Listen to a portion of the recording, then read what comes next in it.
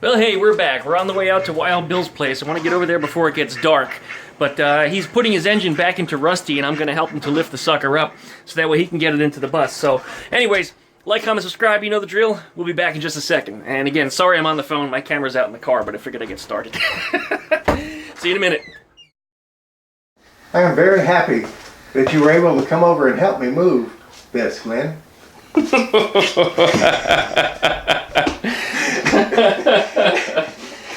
All right. I can see that being the intro.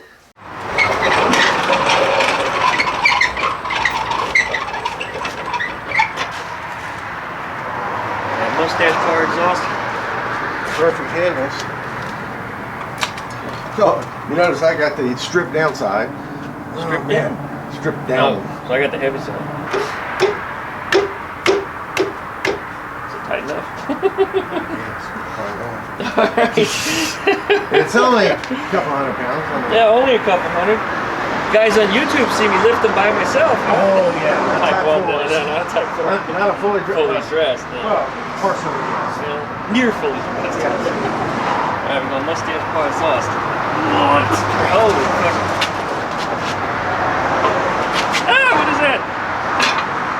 It's like leaked all over me. What? Yes, okay. Can't have to feel gasoline. Just a minor technical. I got pissed It's on. ethanol free. It's ethanol free. Ethanol free is good for me. Alright. Now what happens? Goes inside? It goes on its side. On its side. Well, you know, I got it tilted. So it'll fit through there. Oh shit. Got twisted, huh? Twisted sister. And it ain't going to go very far because of the exhaust. Oh. Good Lord, that wasn't good. No, it wasn't. As far as she goes. Alright, now. Unless you want to slide it out a little bit and turn it a little more.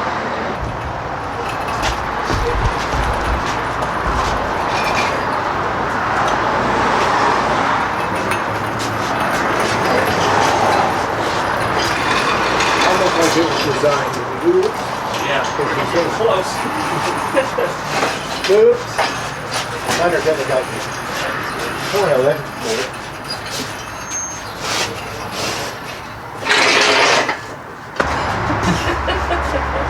Okay. Now. Me on that side? Well, yeah. Because we're gonna be lifting up. Those things. I'm going to lose all my leverage because I got to reach way down. I'm going to be better on that end. I'll have the heavy end you tip it towards me then. Ready? Go ahead.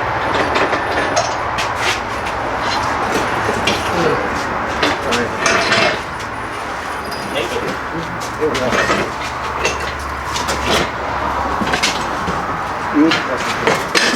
God, it was a perfect fit.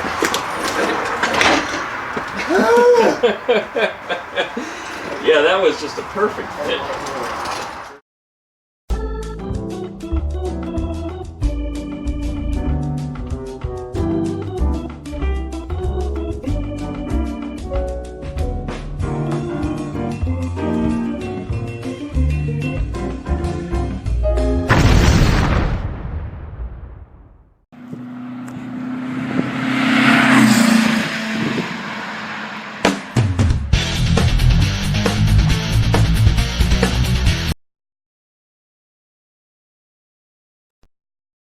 Well, real quick, let's go at the beginning of the video, filling in people that have watched the YouTube videos and haven't seen what happened since I talked about the second fire. Oh, yeah. Well, What caused the second fire? Did you pinpoint that? yeah. I had a fuel shutoff solenoid that's actuated by way of a relay. Whenever you turn off or turn on or off the ignition, it would energize and open that valve as long as the engine was in the on position and running. You turn the engine off, it shuts off the flow of fuel and keeps it from draining your fuel tank basically into the carburetor. Prevents siphoning. Yes.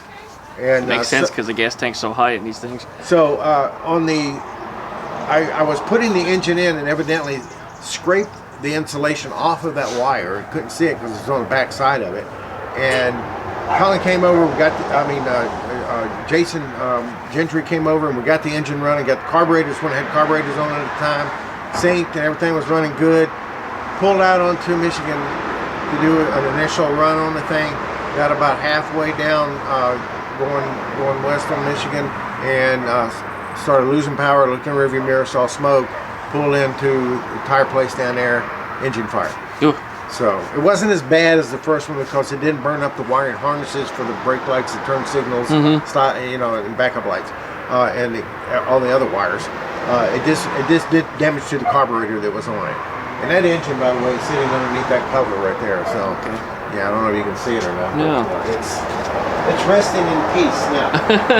So you started to build another engine then? That's the one that we have down here. Well, that's this engine right here is the one that's I built just to be strictly stock, fuel injected. Yeah, it's a Vespa with a straight pipe. Yeah, it's cranking that thing out there. It gives it more horsepower. Actually, it does. I know. Lets it breathe. So what we've got going on this engine, completely stock, put a new cam, new lifters in it, reconditioned or rebuilt heads, just everything that I could think of is as far as basically a stock engine to put back in just like it came from the factory, with the exception of the exhaust. It's too damn hard to get the factory exhaust on these things. And if you do find them, they're fairly expensive. You're better off without a stock exhaust anyway. Yeah. You make more power. So that engine right here was going to be my stock engine. To go back into Rusty. This engine is going to be stripped back down and taking new carburetors that I'm rebuilding eventually. They're way on the back burner right now. And this engine that's sitting over here, this Type 4 engine, is going to go into the 69 Squareback that's in the body shop right now. But so this engine has been in and out a few times. No, just once. This is a complete new setup. The other engine that I had. Oh, you had a third one. Well, the original one. That's the one where the crankshaft broke in it, and I had to get another engine on the road quickly, so I grabbed that performance engine. I thought that was the one that had the broken crank. No. I gotcha. Okay, but then since that one, you put this one in. Yes. And this one has been in and out of Rusty at least twice, 3 times.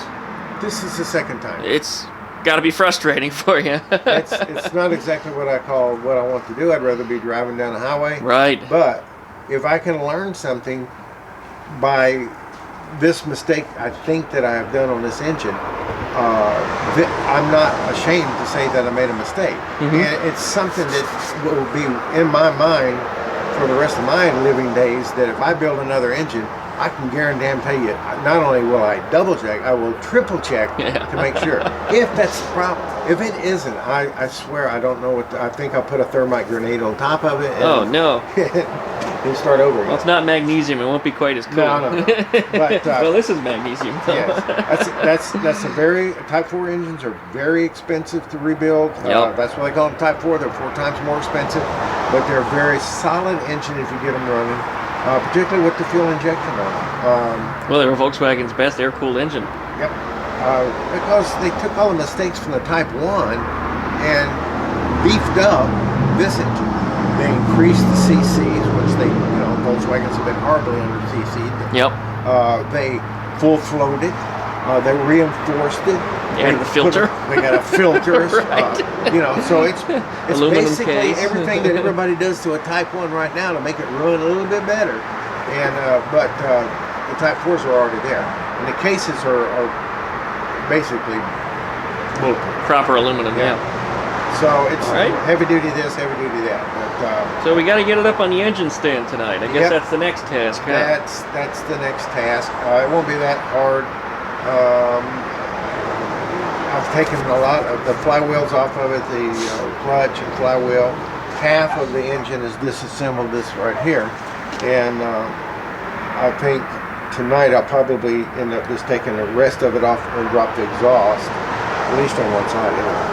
and then of course come forward. So All right. it's not what I wanted to do. I wanted to be certainly in not. this thing, happy and smiling, and going on cruises this weekend, but not going to happen. It's not time for this vehicle to get back on the road yet. Certain things got to happen. So there's a reason for everything, and who knows? All I know is it's taught me a lot as far as humility and patience and anger management, but it hasn't helped my vocabulary very much. Although I was a sailor anyway, Right? as far as my language. But the dogs kind of look at me like, "Really, Dad? Why are you cursing at me?" And getting so loud, I'm sure. They kind of like, "Look." Okay. Well, let's go ahead and get this thing up on the stand. I guess that's next, huh? That's it. All right. So. Oh, gasket material? I see that. $32 worth. Oh, yeah. Very That's that expensive. fancy graphite shit. Oh, be careful. I'll cut Yeah, you I know. off. Let's cut them edges. Yeah. Watch that happen, and Don shot it, I think, to you. Yeah. You're making one for Carlos or something to cut yourself. All you gotta do is look at it and it'll cut you. Fuck. Alright, we gotta get it up over the... Hey, that mat looks familiar. Yeah. Guess you made good use of it. All right. Come on. Okay. Mother, shut your mouth. Alright. Oh, So- look. How convenient. Tell you what, I'll lift this up a little bit. Yeah. Okay. Done. Good enough. That mat really was a good purpose for that. Yes, it was. Now, this is my dining room, also known as my engine rebuild area. It allows me to, in the comfort of home, take an engine apart, put it back together, and then go outside. If I was outside right now, the mosquitoes would be feasting upon my type A blood, and I don't like that. The majority of the time will be spent in the comfort of home doing this. If I get thirsty, Beer. That's not a beer. But you can put rum in it. Now we're talking. There you go. would you like one, Glenn? I'd love one. All right. Sold. Me too. Okay. In fact, it's twist top. Fantastic. So that's one of the conveniences of home. Plus, if I'm away, oh yeah, that's what I'm talking about. Hang on, this is cheers. This is all I've had to eat today too. You know, Well, I I'm had a with you on sandwich that. I earlier. had one beer earlier, and that was it all Well, day. no, I had a sandwich. I forgot, but I've anyway. been cutting back, way back, because I'm starting to get Shop fat. top. Yeah. Drinking lots of water, and I pretty much have one meal a day anymore. Chop Top has got a good taste to it. I love it. Yeah, they're pretty good. Like that blood orange one I gave you, that was really good. Super good. It's a shame it only comes in the 12 pack. All right, so again, the engine will be knocked down to parade rest and the case split, and I'm going to experiment with the idea of from Jake Raby that I can actually leave the number 3 and 4 side intact, other than taking the engine tins off where I can get to it, and quite possibly I would have to take the rocker arms off so that push rods are not pushing up against the cam. And in fact, yeah, I would have to do that. The beauty of a Type 4 engine is you can take the lifters and push rods and push rod tubes Right through without the head. splitting the case. Right, they pass right through the They come cylinder. right out of the head. So, and here's another something that I noticed. I don't know if you can zoom in on this or not, but Let's see. when either myself or Colin, whenever we put this valve cover back on, there was a zip tie? a zip tie got stuck between the cylinder head and the. So eventually that would have been a problem. That means Boomer was there. Yes, I guess so. Boomer likes to steal my zip ties and run away with them. my God. So now you know how it wound up there. Yes. So that's funny. yeah, I know. It's like a little flag. I know. But it will be repaired. It's an easy repair.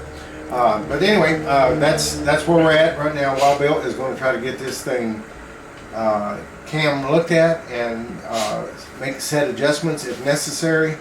If the cam and the marks are correct, then I don't know. I would have stumped several people that have been doing this for a lot longer than I have and a lot more expertise. So I look forward to the fact of finding that thing off. Then I will cuss myself for not being more attentive to make sure it worked. But you'll be happy at the same time that you found the problem. Oh yeah, well, like I said, it serves as a fine example of attention to detail. If you're building an engine, that is a critical error. And if you make it, and if I've made it, I don't know yet. I won't admit that I have until I actually see it. Then I will be glad because I know it's an easy fix. Yep. If it's not there, it's going to be like a gremlin, and I will not have the slightest idea of what to do next other than call people and see if they've got advice. And then I'll get all kinds of advice. But anyway, get it repaired, put the tin back on it, probably get Glenn to come over to get this thing out of here, and then into Rusty and fire it up again and see what we got. It should just fire right up, no problem at all. Because I know all of the fuel injection components checked out correctly. The injectors are injecting. There was no vacuum leaks. We had good compression. No oil leaks. The engine was running a little bit hot, but because it was, I don't know.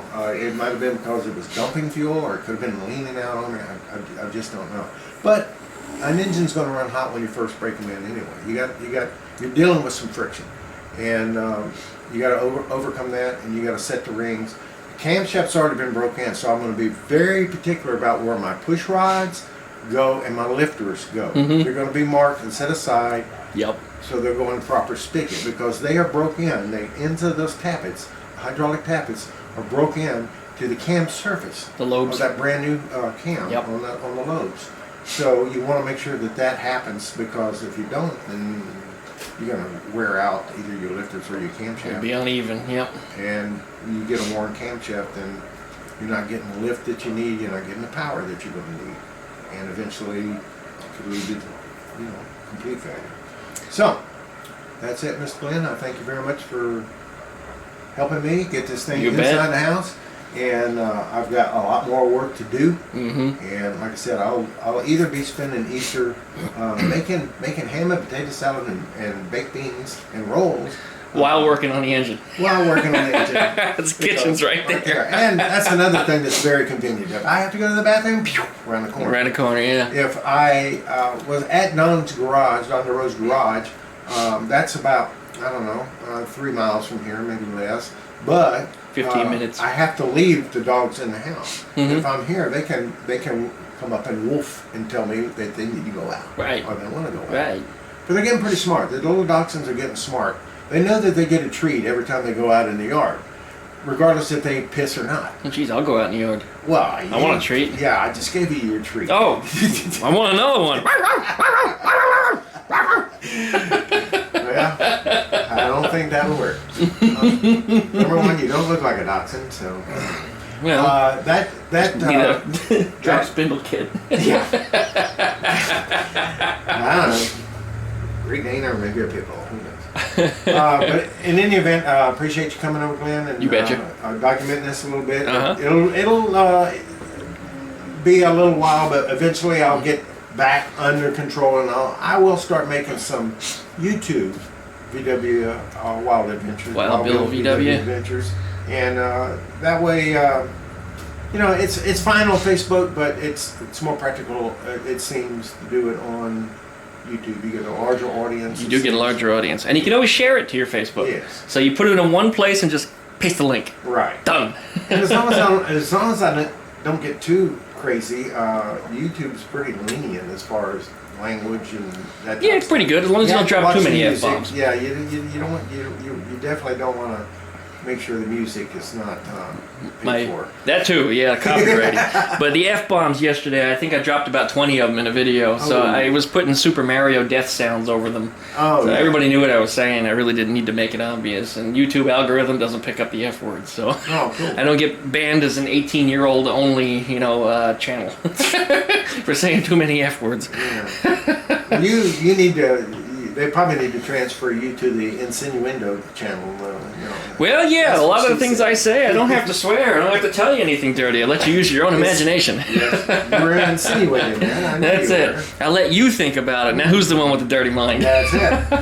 Okay, well, that's it. And y'all have a good evening out there, or a good day, whatever time you're looking at this thing. This is Wild Bill from Pensacola signing off. And Glenn, put your little advertisement in there. Don't forget to like, comment, subscribe. Pluck that little dingle belly next subscribe button. That way you get updates every time you upload a new video. Don't forget to check out duckshit.net up in the corner of the screen. And Wild Bill VW has his own YouTube channel. So check him out. Search for Wild Bill VW. That's it. You'll find him there. And also comment, subscribe, and like his videos. Of course. Thank you. That's it. Have a good night.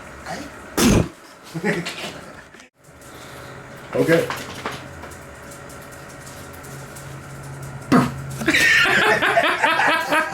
I think it's officially an outtake.